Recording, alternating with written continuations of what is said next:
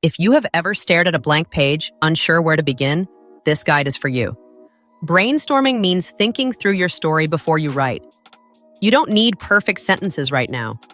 You are just collecting ideas. Grab a piece of paper and fold it into thirds. First, let us start with the setting. Where and when does your story happen? Is it in a busy city, a quiet school, or a friendly neighborhood? Is it daytime, nighttime, in the past, present, or future? The setting helps readers imagine the world of your story. In your first brainstorming box, jot down or draw where your story takes place. Next, think about your main character. Who are they? How old are they? Are they brave, nervous, or curious? What do they want or care about? In your second box, describe or sketch your character. Remember, strong characters feel like real people to your readers. Now, consider the problems or challenges. Every great story has them. Maybe something goes wrong, a mistake is made, or a challenge appears.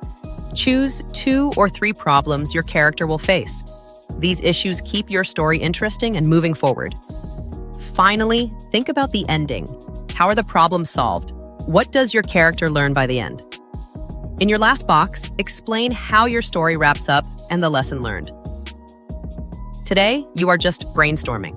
Once your ideas are down, writing your story will feel much easier. Great stories start with strong thinking.